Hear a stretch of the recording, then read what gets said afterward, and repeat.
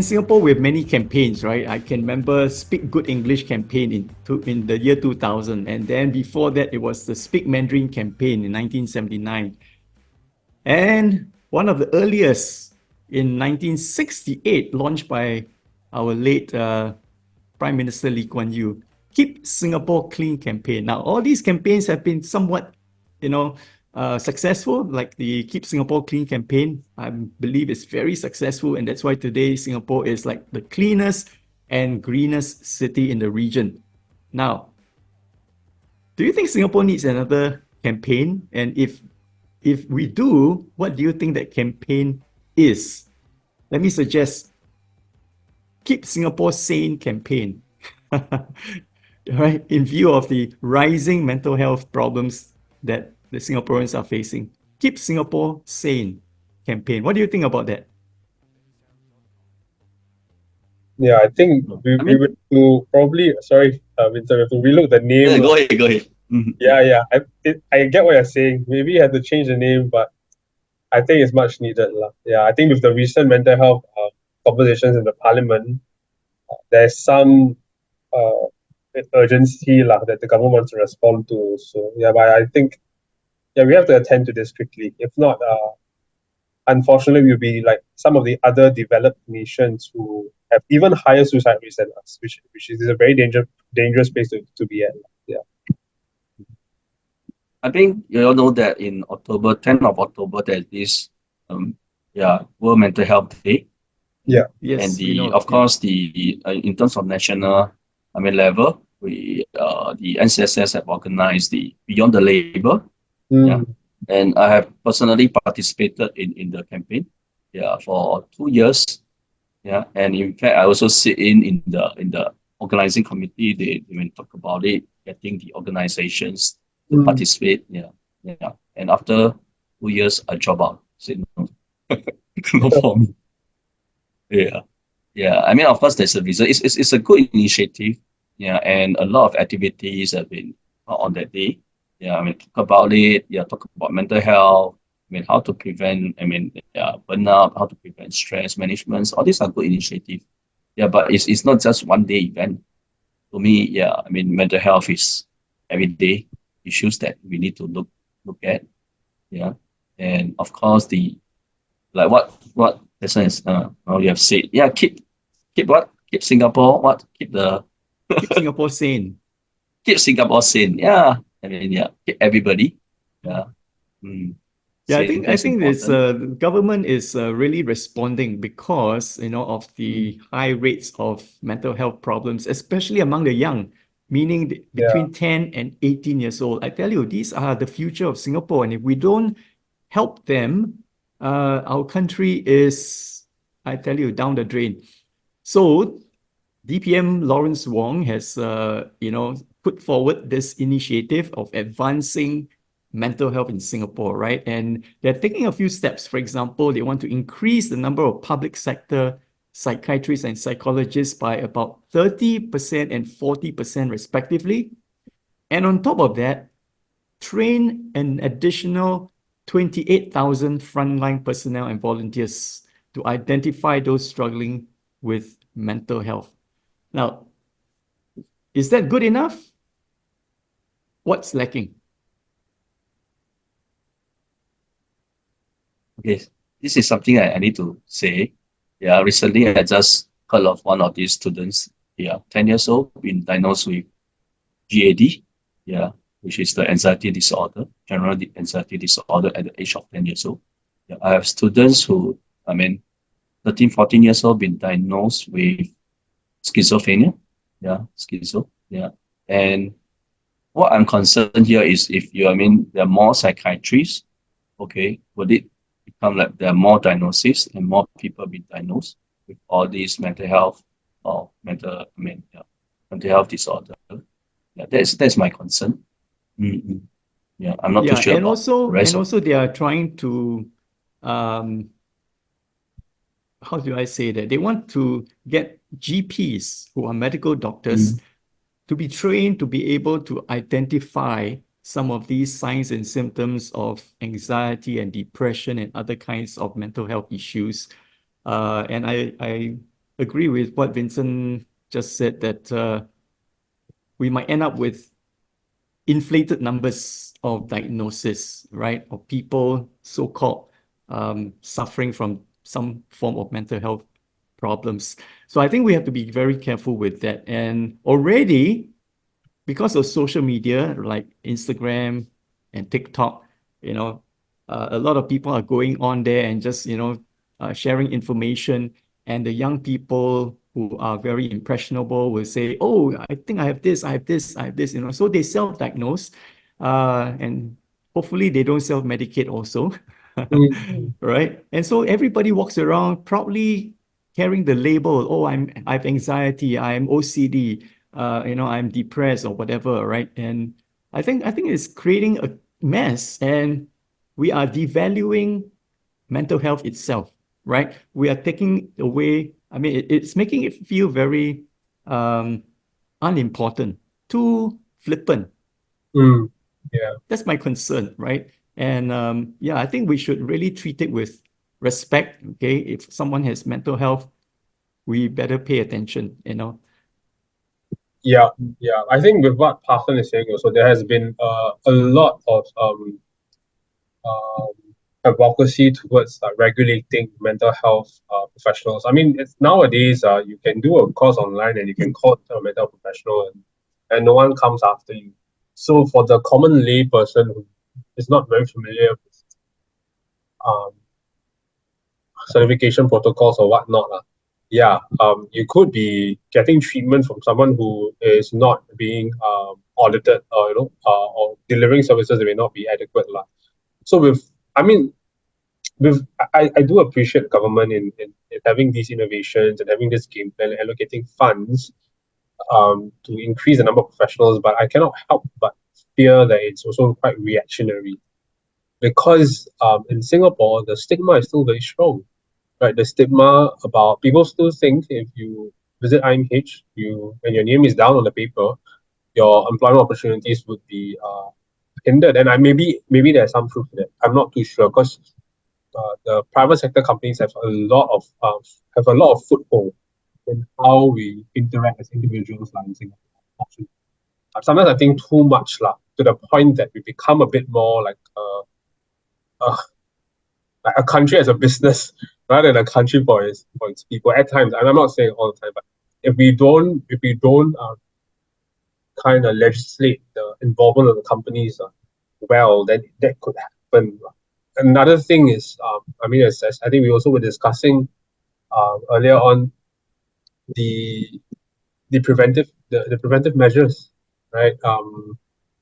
We're in a difficult country. I do think, like, not just because of the pace of life or whatnot, but also because of our the need for space, right? The need for space. Like, there is such limited spaces in Singapore. The per person per square foot area, it is quite high. And studies have shown, they did a study with rats, right? The rats there were more rats per square unit area. Those rats became a bit more irritable, a bit more aggressive. Rats who had like their own space to be around, right? The rats were a bit more peaceful. So I do think that's something that's also happening to us.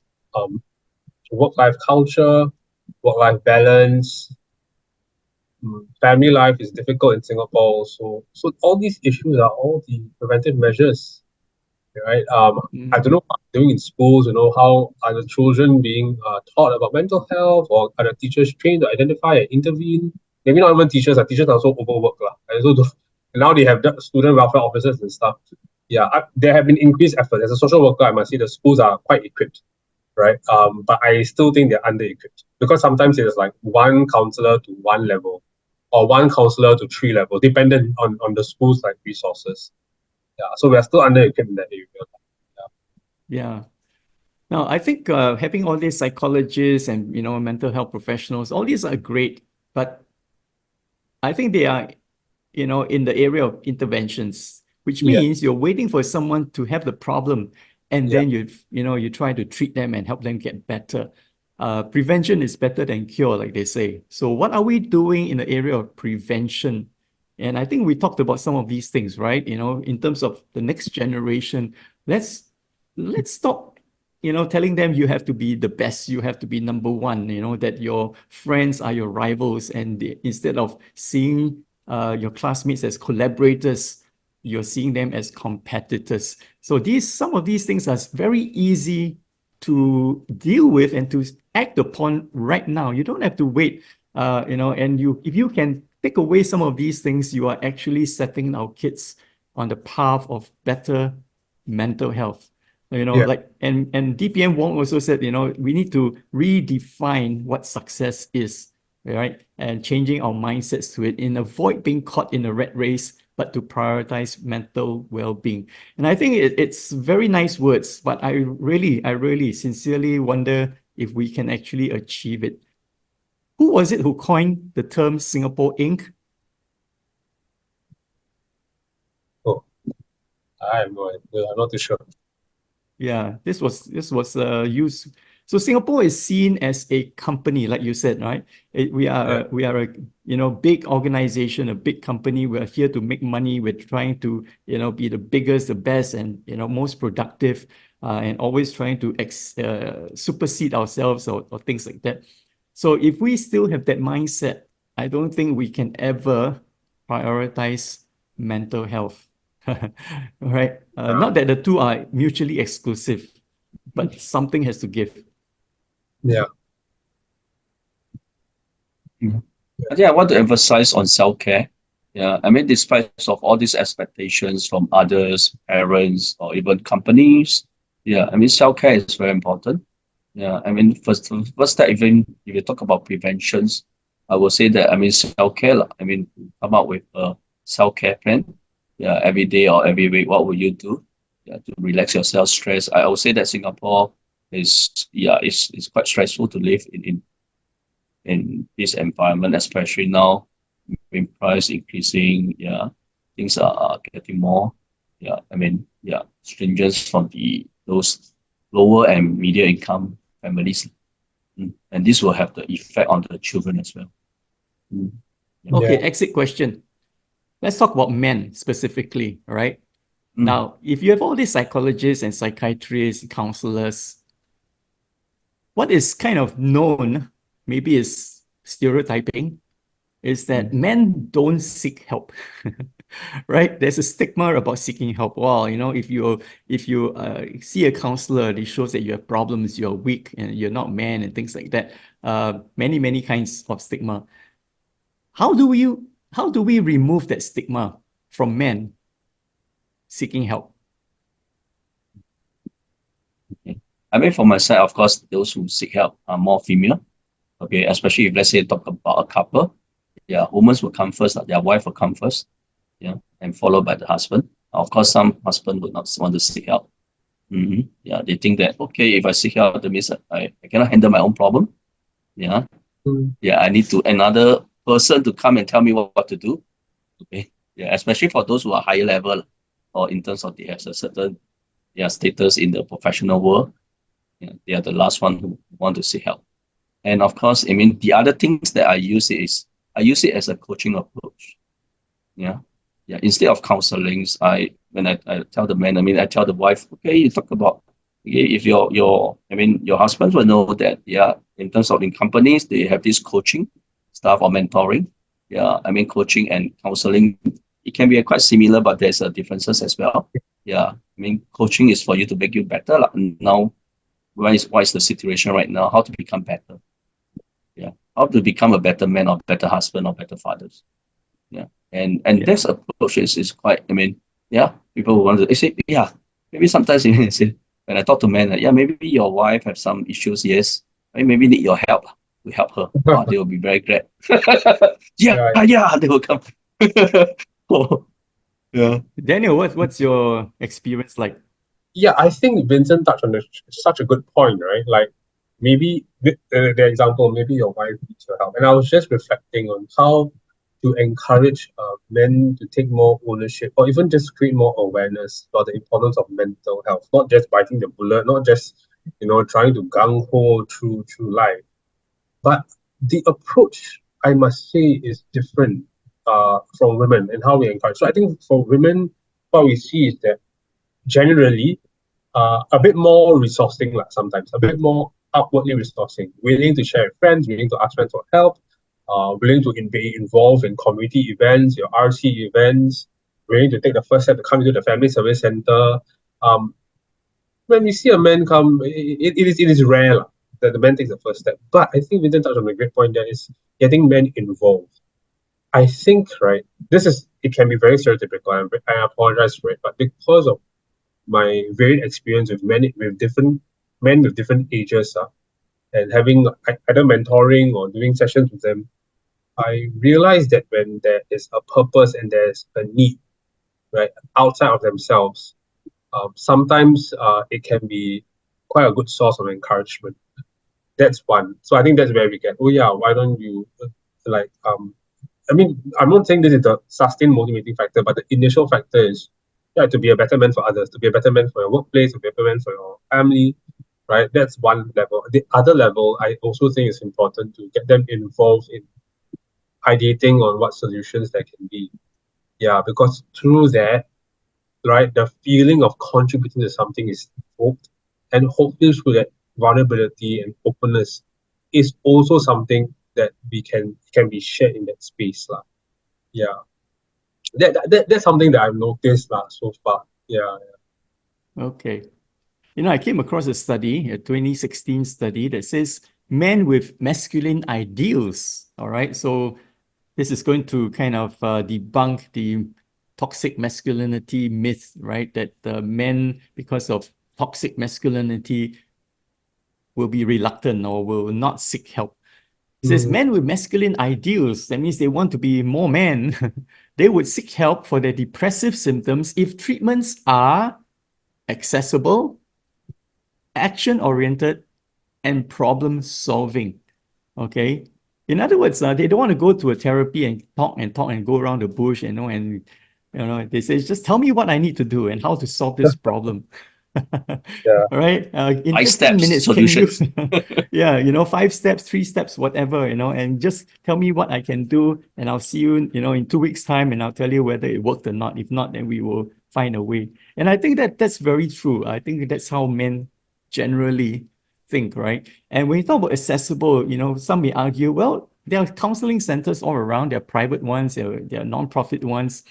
So why is it not accessible? I think if I were to answer that, I'll say that accessible means if I need it now, I need it now. I don't want to make an appointment for 2 weeks from now.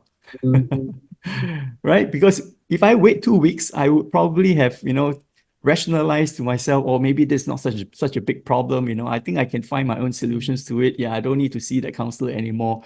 Right. Yeah. And that's it. So accessible means if I need help, I have somebody I can call and talk to right away. Okay. And we can process it together. We can brainstorm a solution together. And that's why I think for men to come together is so important. Okay. Not that counselors cannot help men, all right? But I think men prefer a more direct approach. And sometimes we just got to hold each other by the collar and say, wake up. Yeah. Yeah. Yeah. Yeah. I always kind of like, sorry. Yeah. Sorry. First part, I just do resonate with that. Yeah. And I think sometimes people say, oh, don't think about don't just think about like what needs to be fixed, right?